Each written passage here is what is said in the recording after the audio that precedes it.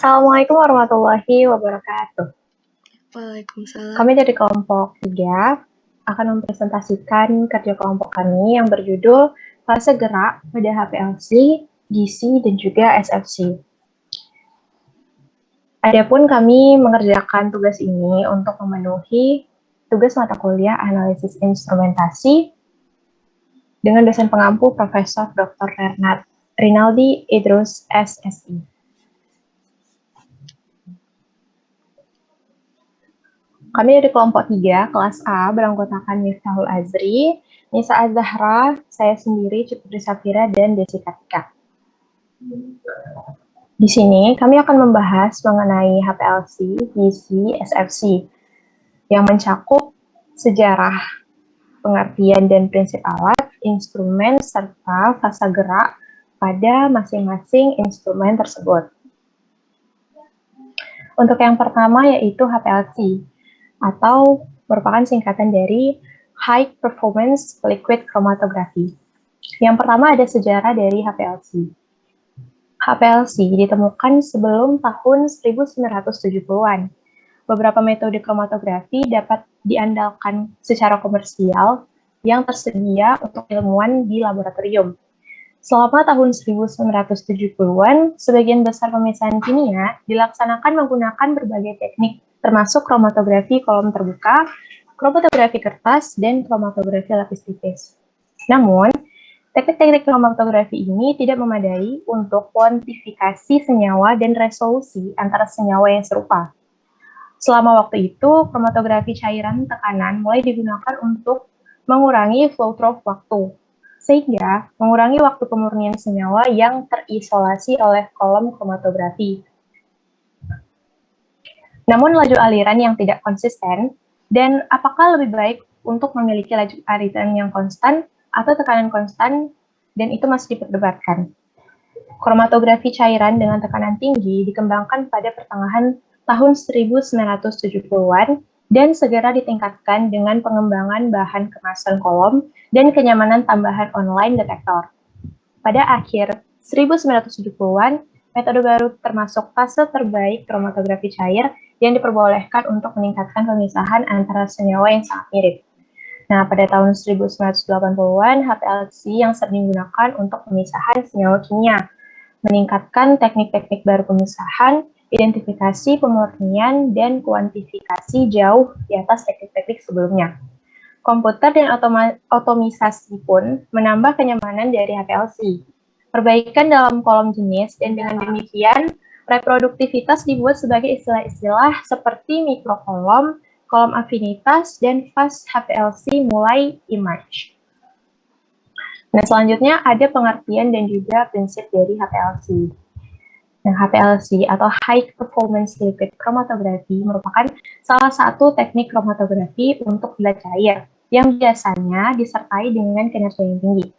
Untuk prinsip dari HPLC sendiri, itu menggunakan metode pemisahan berdasarkan distribusi atau interaksi antara dua fasa, yaitu fasa diam dan juga fasa gerak.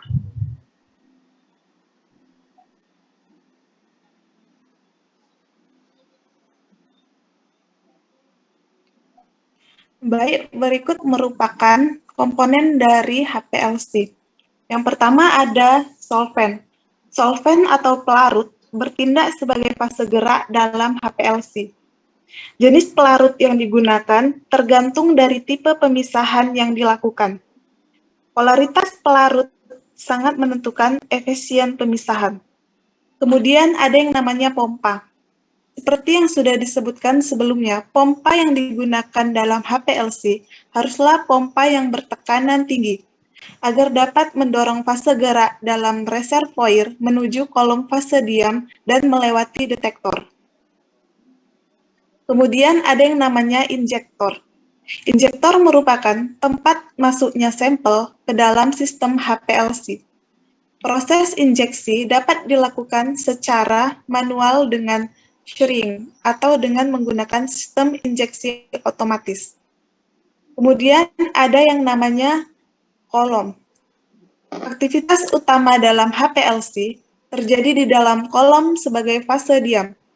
Di dalam kolom akan terjadi pemisahan komponen sampel yang kemudian dapat dihitung waktu retensi masing-masing komponennya oleh detektor.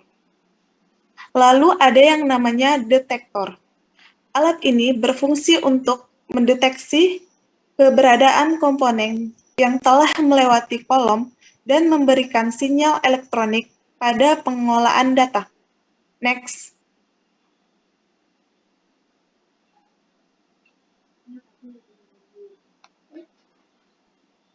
Fase gerak pada HPLC.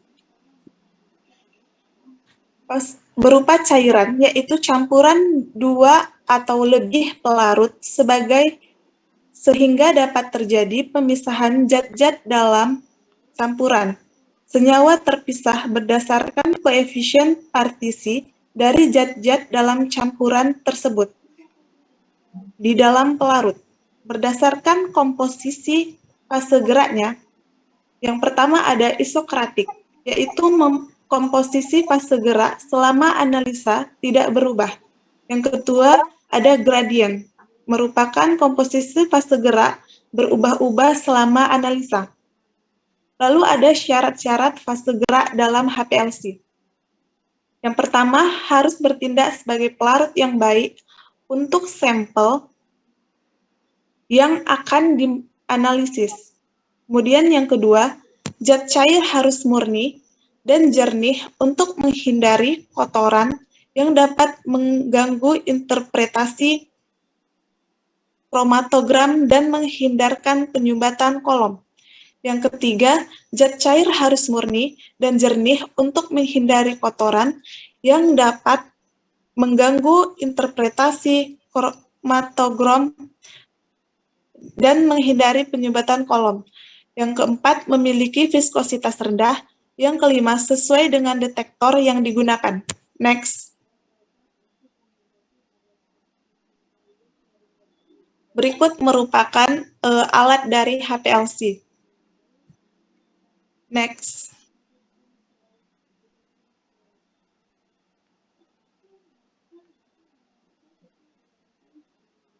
Sejarah gas kromatografi atau GC.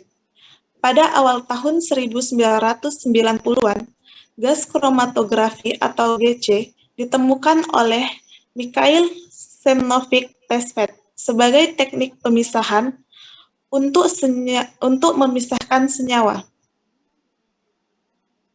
Dalam kimia organik, kromatografi kolom pada cair sering digunakan untuk memisahkan senyawa organik dalam larutan. Di antaranya berbagai jenis kromatografi gas. Kromatografi cair adalah metode yang paling umum digunakan untuk memisahkan senyawa organik. Kombinasi kromatografi gas dan spektrometri massa merupakan alat yang sangat berharga dalam mengidentifikasi molekul. Kromatografi gas tipikal terdiri dari lubang injeksi, kolom, peralatan kontrol aliran gas pembawa, oven dan pemanas untuk menjaga suhu lubang injeksi dan kolom, perekam bagan integrator, dan detektor.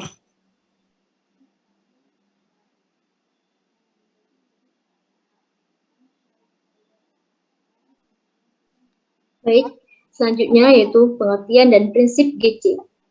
Gas kromatografi merupakan teknik pemisahan di mana solut yang mudah menguap dan stabil terhadap panas berpindah melalui kolom mengandung fase diam dengan suatu kecepatan tertentu. Pada umumnya, solut akan terelusi berdasarkan pada peningkatan titik didihnya, kecuali jika ada interaksi khusus antara solut dengan fase diam. Pemisahan pada GC didasarkan pada titik didih suatu senyawa dikurangi dengan semua interaksi yang mungkin terjadi antara solut dengan fase diam. Fase gerak yang berupa gas akan mengelusi solut dari ujung kolom lalu menghantarkannya ke detektor. Penggunaan suhu yang meningkat biasanya pada kisaran 50-350 derajat Celcius bertujuan untuk menjamin bahwa solut menguap sehingga akan cepat terelusi. Next.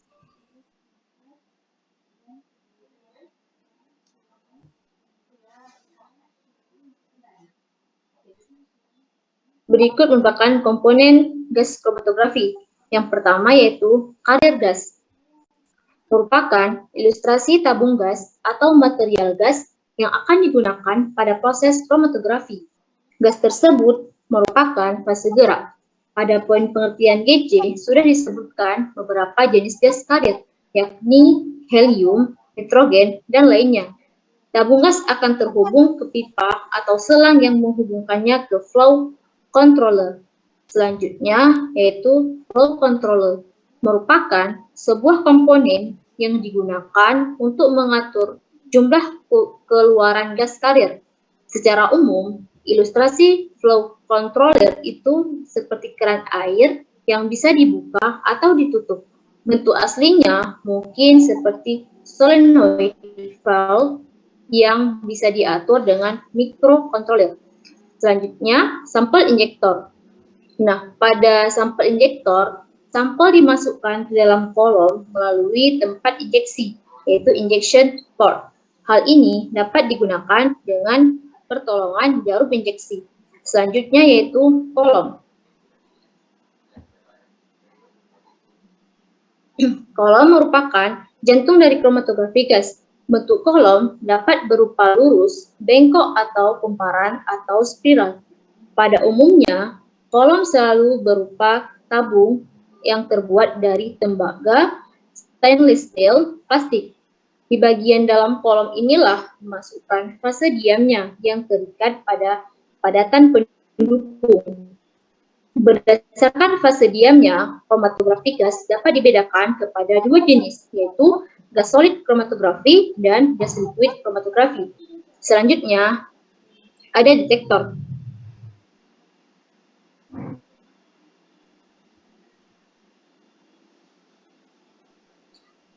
Di mana ketika proses senyawa volatil pada sampel menguap, maka detektor akan menangkapnya sebagai sinyal data. Signal tersebut kemudian diterjemahkan menjadi data yang mudah dipahami dalam bentuk diagram. Next.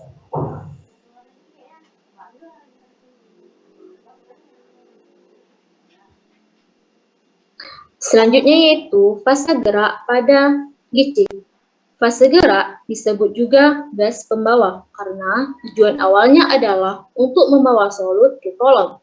Karenanya, gas pembawa tidak berpengaruh pada selektivitas.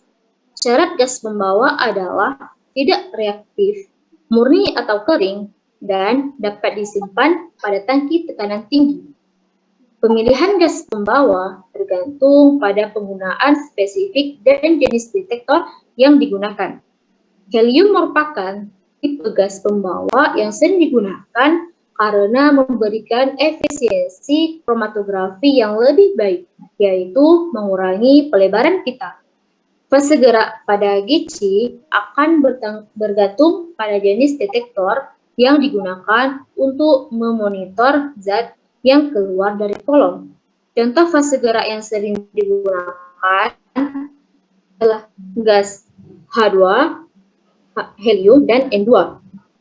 Syarat gas pembawa yaitu yang pertama, inert, tidak mudah bereaksi dengan sampel atau zat pada fase diam. Yang kedua, kemurnian tinggi. Yang ketiga, viskositas rendah. Dan yang keempat, tahan pada listrik tinggi. Next. Berikut merupakan gambaran alat gas kromatografi. Next. Nah, selanjutnya yaitu SPC, Super Critical Fluid Chromatography. Sejarah SFC, pada tahun 1822, fluida superkritis ditemukan oleh Baron Cardiard de Latour. Pada tahun 1879, Hannay dan Hongard mendemonstrasikan kekuatan pelarutan, solvating power, dari etanol superkritis. Pada tahun 1964 sampai dengan 1976, Zocel mematenkan dekafeinasi pada kopi dengan teknis SFE. Pada tahun 1978, dekafeinasi tanaman diusahakan oleh Maxwell House Coffee division, dan dimulailah penerapan SFA di dunia industri.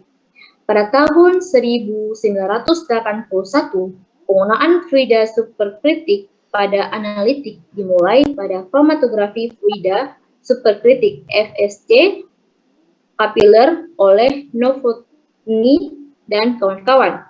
Pada 1980-an, SFA mulai dikomersialisasikan.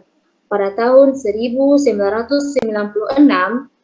EPA menyetujui dua metode SFA, ekstraksi total petroleum hidrokarbon, TPHS, dan untuk PAHS.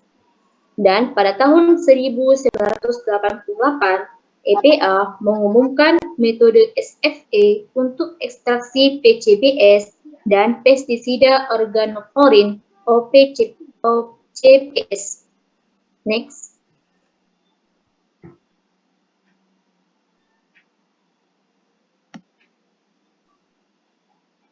Baik, selanjutnya adalah pengertian dan prinsip SFC. Kromatografi fluida superkritis atau SFC merupakan pengembangan dari teknik kromatografi kolom, di mana dalam kerjanya menggunakan fasa gerak fluida superkritik. SFC ini pada dasarnya merupakan perpaduan teknik GC dan KCKT dengan mengambil berbagai kelebihan pada kedua teknik kromatografi tersebut. Nah, prinsip SFC yang pertama yaitu kombinasi dari GC dan HPLC. Prinsipnya didasarkan pada adsorpsi dan partisi kromatografi. Yang kedua, prinsip didasarkan triple point dan critical point. Dan yang ketiga, didasarkan pada fluida superkritis. Next.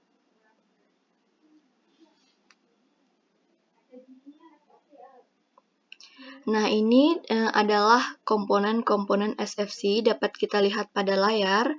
Pada nomor 1 itu merupakan silinder dengan CO2, pada nomor 2 merupakan pompa HPLC, yang ketiga adalah pressure control unit, yang keempat adalah filter, yang kelima adalah manometer, yang keenam ada on atau off valve, yang ketujuh ada valve injection valve, yang kedelapan ada kolom, yang kesembilan ada restriktor, yang kesepuluh ada detektor, yang ke-11 ada PC atau komputer, dan yang ke-12 ada plotter.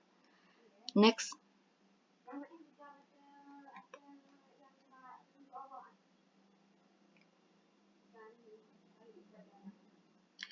Selanjutnya adalah fase gerak SFC. Fase gerak fluida superkritis, di mana keadaan superkritis terjadi bila suatu zat berada di atas titik kritis. Nah, titik kritis itu adalah sebuah titik suhu di mana fase gerak cairan dan uap tidak bisa dibedakan. Pada saat mendekati temperatur titik kritis, properti gas dan cairan itu menjadi sama. Fase ini disebut fluida superkritikal, yang memiliki sifat pertengahan antara cair dan gas. Nah, fase gerak yang digunakan untuk SFC ini ada banyak, yaitu CO2, amonia, nitrogen, oksida, etana, pentana, difluorometana, dietil ether, dan tetrahidrofuran. Di antara fase gerak yang telah disebutkan tadi, yang paling banyak digunakan itu adalah CO2 sebagai fase geraknya. Mengapa demikian? Karena CO2 itu memiliki beberapa kelebihan, yaitu yang pertama, CO2 merupakan pelarut yang sangat baik untuk molekul organik, dapat meneruskan sinar UV, kemudian mudah diperoleh dan harganya ekonomis, dan yang terakhir tidak berbau dan tidak beracun.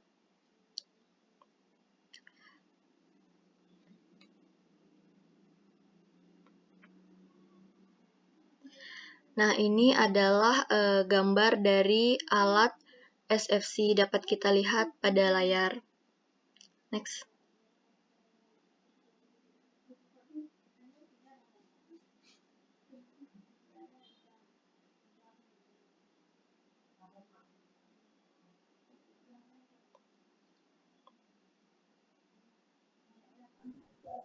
Baik, sekian presentasi dari kelompok kami. Semoga apa yang telah kami sampaikan dapat menambah ilmu pengetahuan bagi teman-teman semua. Dan bagi teman-teman yang memiliki pertanyaan, bisa bertanya di kolom komentar. Kami dari kelompok 3 pamit undur diri. Saya Citra Safira, mewakili Nisa Azahra, Mifal Aziz, dan juga Desi Kartika. Kami ucapkan sekian dan terima kasih. Wabillahi taufiq wal hidayah. Assalamualaikum warahmatullahi wabarakatuh.